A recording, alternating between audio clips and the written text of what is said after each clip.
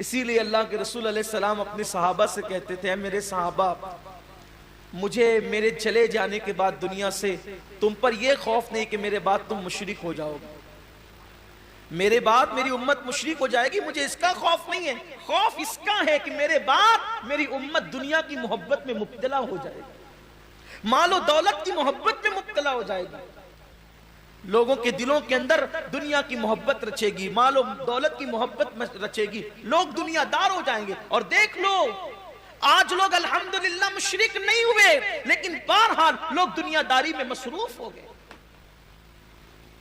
دنیا کی محبت اس قدر لوگوں کے دلوں میں آ گئی ہے کہ اللہ اکبر، ایک طرف اذان ہو رہی ہے اور ایک طرف دکان ہے تو لوگ نماز پر دکان کو ترجیح دیتے۔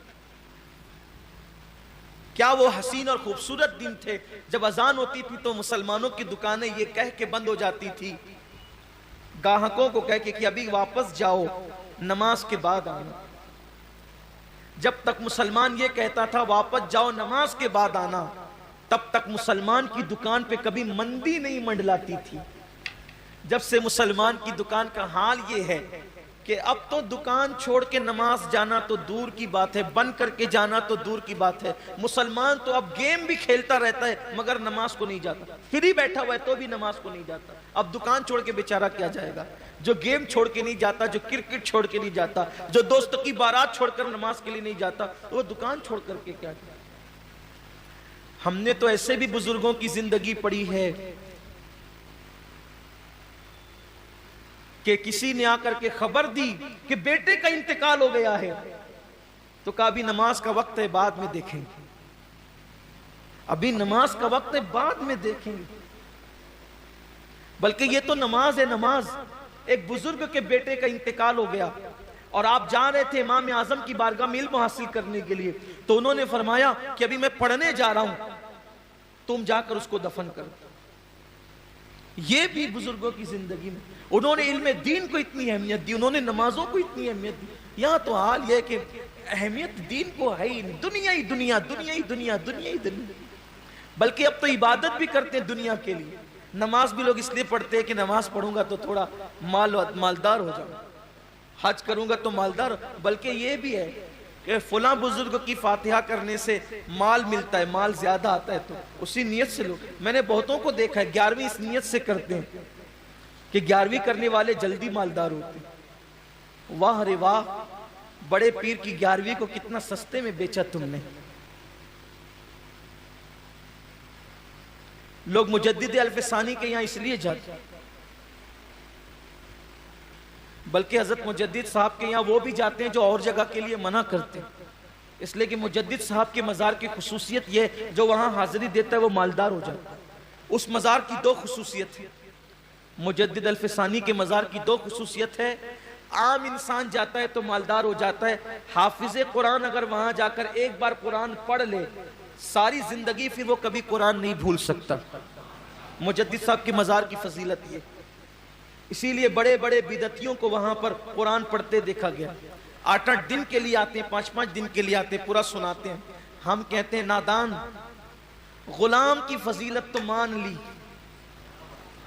جس نے وہاں سے نعمتیں پائی اس کو کیوں نہیں مانتا؟ بات یہ ہے، اس کو کیوں نہیں؟ لیکن میں یہ کہنا چاہتا ہوں 11ویں کی عظمت اپنی جگہ۔ لوگ ہر مہینہ غریب نواز کے یہاں جاتے ہیں، یہ غریب نواز نوازتے بہت جلدی ہیں، ہر چھٹی جاؤ تو بہت جلدی مال آتا ہے۔ میں کہتا ہوں جاؤ، ہر چھٹی نہیں بلکہ بار بار جاؤ، انگنت بار جاؤ، مگر نیتوں کا قبلہ درست کر لو۔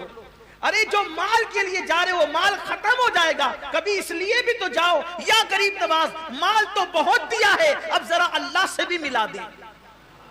جس نے بختیار کو قطب الدین بنایا ہے وہ ہمیں بھی تو کچھ بنا سکتا ہے، جس نے صابر علاء الدین بنایا وہ ہمیں بھی تو کچھ بنا سکتا ہے، جس نے نظام الدین بنایا وہ ہمیں بھی تو کچھ بنا سکتا ہے۔ بات اتنی ہے کہ بختیار گئے ہی تھے قطب الدین بننے کے لیے تو ان کو قطبیت عطا کر دی گئی، نظام گئے تھے نظام الدین بننے کے لیے ان کو وہ بنا دیا گیا۔ ہم جاتے صرف بیٹی کے رشتے کے لیے، بیٹے کے رشتے کے لیے، بچوں کے لیے، بھائیوں کے لیے اور روزی مانگنے کے لیے، تو ہمیں اتنا ہی کچھ ملتا ہے۔ حالانکہ وہ لوگ جب لوگ مجھ سے یہ کہتے ہیں نا کہ حضور سے کہنا کہ میری بھی جھولی بھر دیں، تو مجھے تکلیف ہوتی ہے۔ تو کیا اور تیری جھولی کیا؟ ارے جیسا سخی ہے ویسا مانگ. یہ کیوں کہتے ہو کہ ہماری جھولی بھر دو؟ جھولی چھوٹی ہوتی ہے اور ان کی عطا بڑی ہوتی ہے. جھولی بھرنے کی بات مت کرو. ارے وہاں سے تو خدا ملتا ہے, وہاں سے جنت ملتی ہے. اس لیے جھولی کی بات, جھولی چھوٹی, چھوٹے دامن کو جھولی کہتے ہیں. اس لیے جھولی کی بات مت کیا کرو, بلکہ یوں کہا کرو یا رسول اللہ آپ شان والے, مجھے اپنی شان کے مطابق عطا کریں. اور ہم تو یہ کہتے ہیں یا رسول اللہ میں کیا, میری اوقات کیا, میری جھولی کیا, میرا دامن لاؤں گا تو میں اپنی طاقت کے مطابق لاؤں گا. دامن بھی دو اور جھولی اور دامن بھی عطا کرو, دامن بھی عطا کرو اور دامن میں بھیک بھی عطا کرو.